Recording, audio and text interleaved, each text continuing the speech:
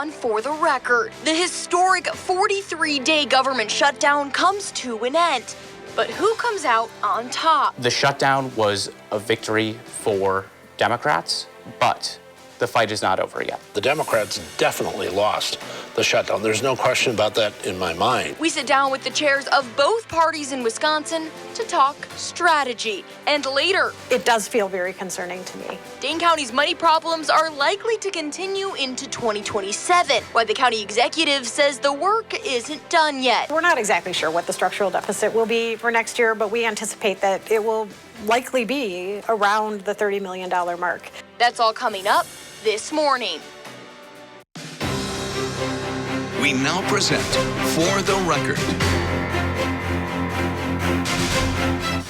Welcome to For the Record. I'm Ellie La Liberté. Well, the longest government shutdown in American history is officially over, but politically, who won?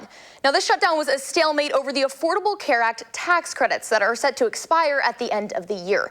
Democrats said they wouldn't pass a funding bill without an extension. Republicans said they'd talk about it after the government was reopened. Now, in the meantime, we saw federal workers miss paychecks, airlines cancel flights, and recipients of federal food assistance were unsure if they would get support in November. But 8 Senate Democrats strayed from party lines and voted to reopen the government without an extension. Then on Wednesday, after 43 days, President Trump signed the bill to reopen the government. I sat down with the chairs of both parties here in Wisconsin on Thursday to see what their strategy is moving forward. Thank you so much for joining us today. Thanks for having me. Appreciate it. So I want to get started. What, if anything, did Democrats get out of the shutdown? Well, I think Democrats made it really clear who we were fighting for and who Republicans were trying to stack the deck against. Democrats were fighting to make sure everyone had access to quality, affordable health care. Republicans refused to do that. I think that this was a stand that our party needed to take. Now, some would argue that all we got from this was a near cancellation of food assistance and the looming skyrocketing health care costs. What's your response to that? Well, Republicans could have avoided that. Republicans control all 3 branches of government, the presidency, the House, the Senate. Ultimately, this was their shutdown. I think it is certainly a fair ask that if they needed our votes to clean up their dysfunction, that they should have come to the table and helped provide health care benefits for working people. Well, and in the final bill, these ACA subsidy extensions were not included. Those 8 senators who kind of strayed from party lines, was it a mistake to do that to get this deal? I think it was. I think it was a mistake. I believe that this is really important to fight for. I do not think there should have been a deal without funding for health care. And so, like I said, we didn't obviously see this included in the final bill, but there was a promise on a vote. Is a promise enough? Personally, I wouldn't have had it as enough, certainly to sort of cast the votes to move this forward, despite the Republican dysfunction that could have caused it to move forward regardless. Now, at the same time, I think that this vote, we should plan on it happening. A promise was made. We have to operate under the assumption that that is going to move forward. And I think this is another opportunity for us to organize to make sure Republicans are held accountable for the votes that they will take to not move this proposal forward. Or if they choose not to move the vote forward, also hold them to account for that. Speaker Johnson has said that he doesn't necessarily promise to bring that vote to the floor. What do you say to that?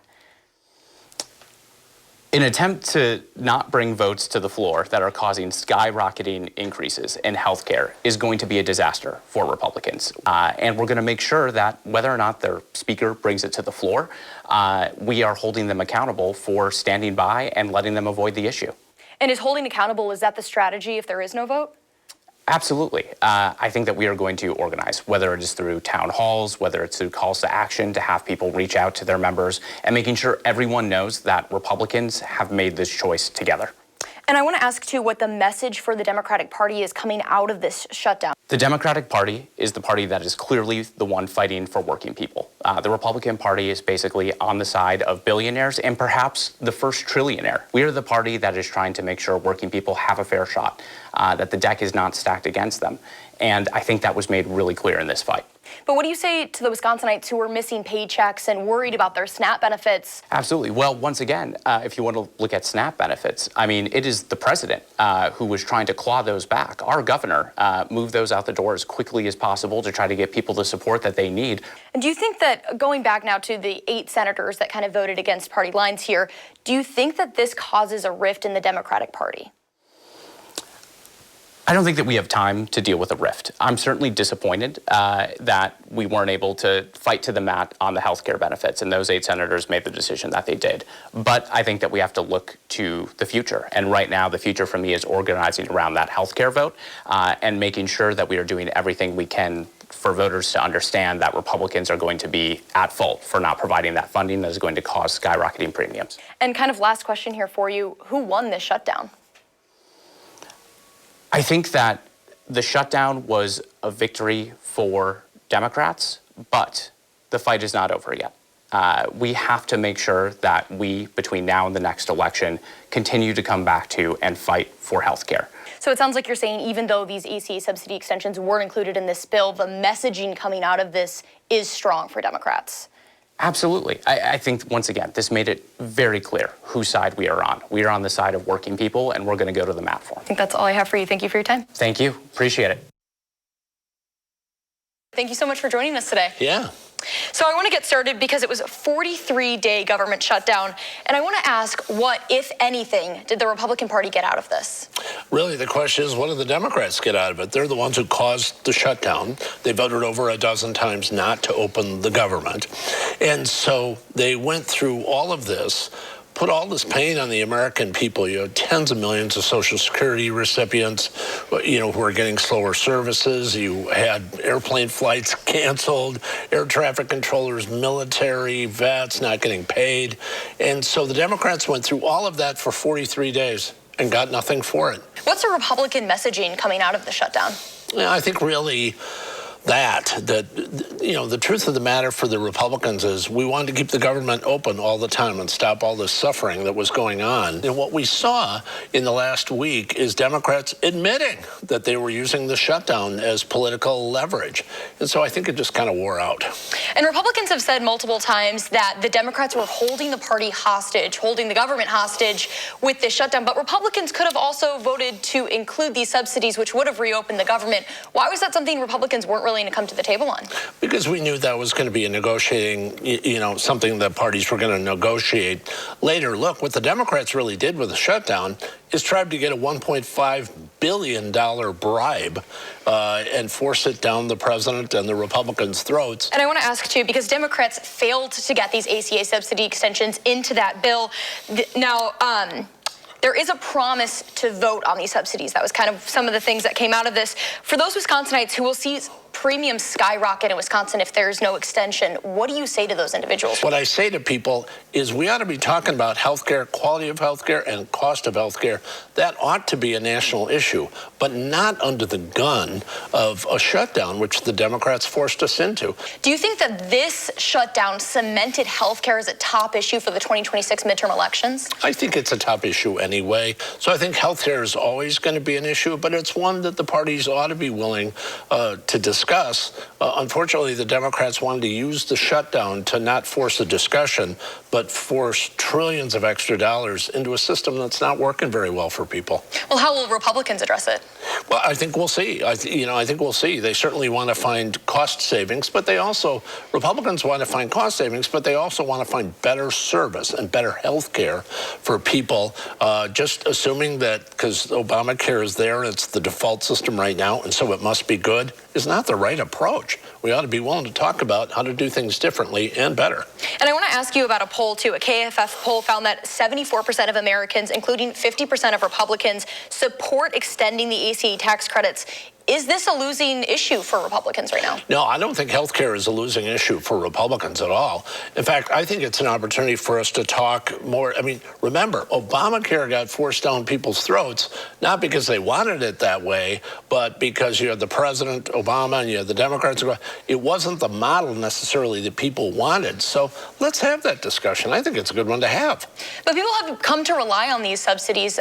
And so in the interim, what would happen here? Yeah, I don't know that much will happen in the interim, really. I think that, we'll see if there's a deal that the Republicans and Democrats can sit down. The Republicans have been willing to sit down and talk about it forever. It's the Democrats who forced us into this shutdown situation. So we have an opportunity here to talk and have a national discussion about health care, and I suspect we will. And I want to ask one last question, which I also asked the chair of the Democratic Party here in Wisconsin, which is who won this shutdown? Oh, I think the Republicans won the shutdown, the issue of the shutdown. The Democrats definitely lost the shutdown. There's no question about that in my mind. Look, they went all in and shut down the government for 43 days and hurt hundreds of millions of people in the process. So to me, the Democrats lost the shutdown, but the American people and the people of Wisconsin lost the shutdown.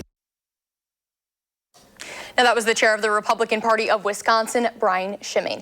Now, part of the funding bill to reopen the government also closes a loophole for hemp-derived THC products in the 2018 Farm Bill. It redefines what makes up legal hemp and limits THC found in hemp-derived psychoactive products to 0.3% or less. Those are products sold in bars, gas stations, and even grocery stores across Wisconsin where recreational marijuana remains illegal. Sellers say this would be detrimental to the state's hemp industry. Some now looking to lobby on behalf of regulating the industry in the year they have before the loophole closes.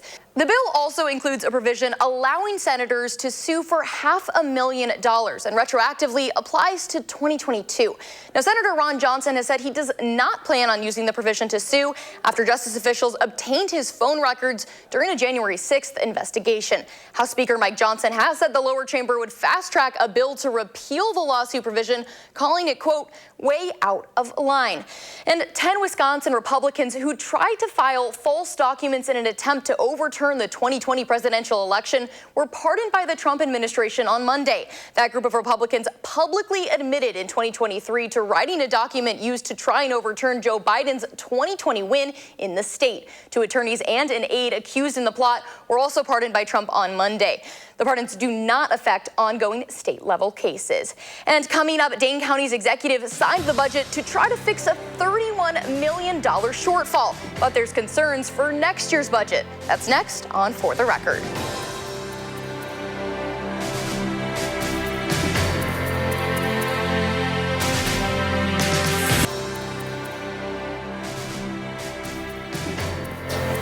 Welcome back to For the Record. Well, Dane County Executive Melissa Agard has signed the county's $916 million budget for 2026. Now, the county was facing a $31 million structural budget deficit, but this budget doesn't necessarily fix it. Now, under the new budget, the average Madison homeowner will see a property tax increase of $15 a year on the county portion of their property tax bill. The sheriff's office will also see a 20 vacant position freeze, and all Dane County employees will see a 1% reduction in their salaries. I sat down with the county exec to see how she feels about the final budget.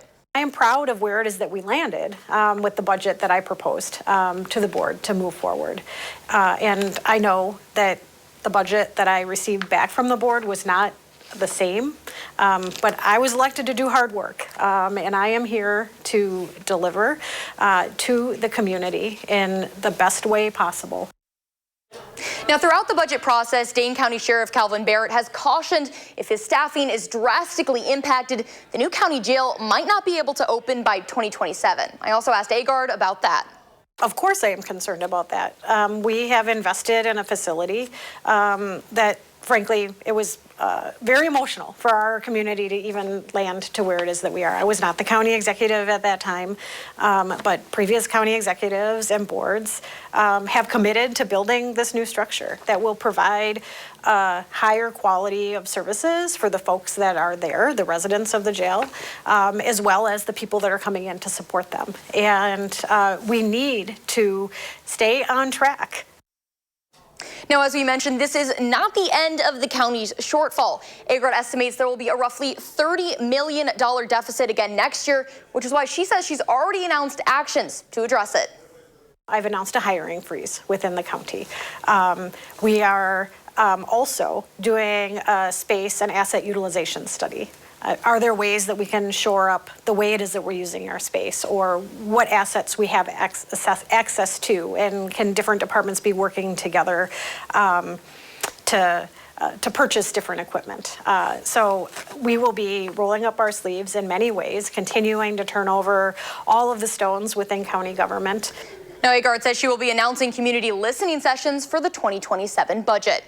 Now to the city of Madison budget. The city's police department will not have body-worn cameras in 2026. A last-minute budget amendment to implement the technology failed at the Common Council meeting on Tuesday. The proposed amendment would have defunded the Office of the Independent Police Monitor to transfer $400,000 to fund the camera program. Now, the amendment would not have funded the cameras themselves, but rather 5 new positions to keep up with all of the video files that need processing. Sponsors of the amendment say it's a better use of taxpayer dollars, as the Office of the Independent Monitor came under scrutiny last year for a lack of timely reporting. And even though the amendment failed, Police Chief John Patterson says he hopes the amendment brings some momentum to the issue. We're not even behind the curve anymore. We're not even in sight of the curve, I'm afraid. So it's really something that we need to prioritize. It's become really an essential piece of modern policing. It's an essential piece of effective oversight when you speak with experts. And frankly, I think it's something the community really wants. Now, there are 14 open investigations into police at the Office of the Independent Monitor. Part of the reason the vote on the amendment failed 3-17. And next on For the Record, a new Republican bill looks to consolidate school districts. We look into it when we come back.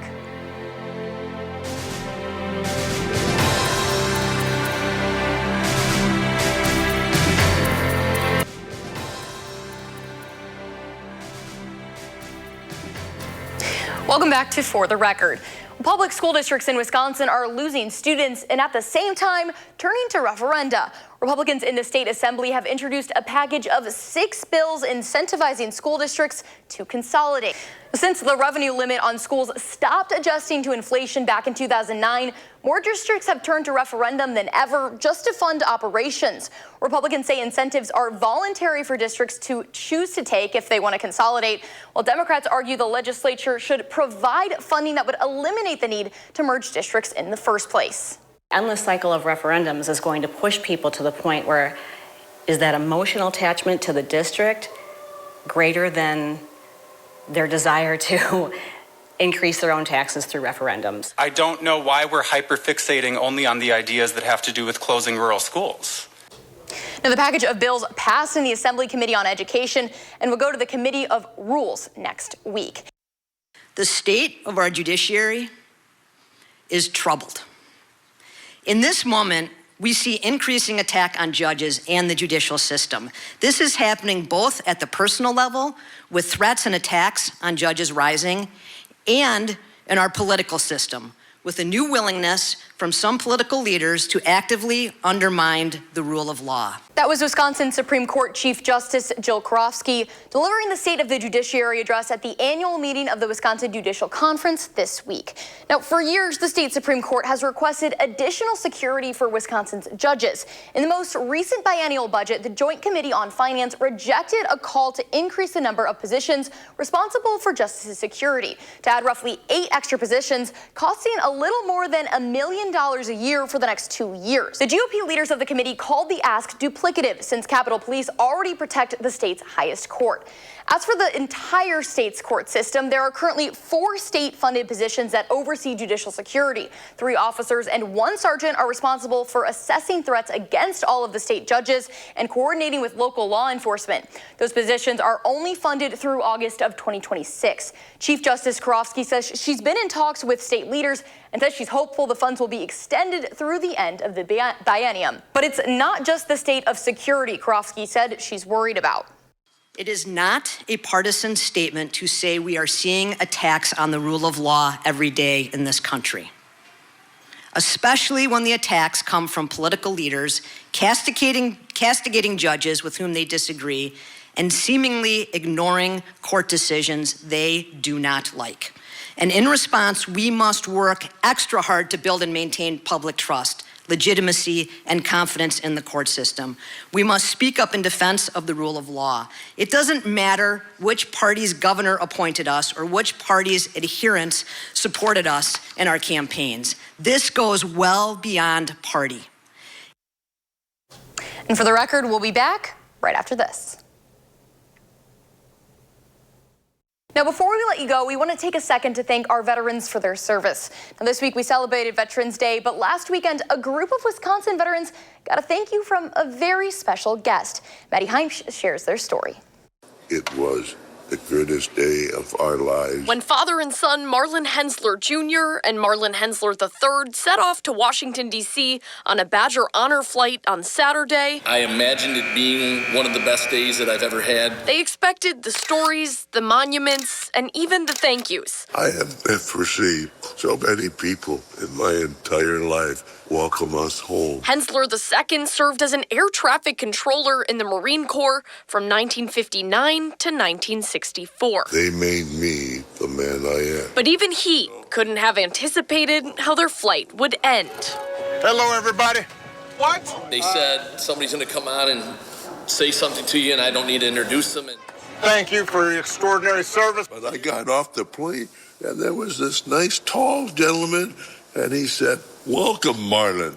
And I looked at him, and you know, it was the ex-president of the United States, Mr. Obama. Former President Barack Obama greeted 87 Wisconsin veterans and their loved ones at Ronald Reagan Washington National Airport, handing each service member a presidential challenge coin. Like the ex-president of the United States actually saying thank you. Isn't that great? A memento Hensler says he'll keep forever. It's a once-in-a-lifetime experience for me and my dad, and it's something we're going to remember forever. And a moment he says he'd serve his country all over again to experience. You give a little bit for your country, you'll be surprised the country gives a little bit to you. Reporting in Madison, I'm Maddie Heimsch, News 3 Now. And that does it for us this week. And a reminder, you can watch full episodes of the show as well as expanded interviews on our website, channel3000.com. Have a great rest of your weekend. For the record, I'm Ellie LaLiberte. This has been For the Record.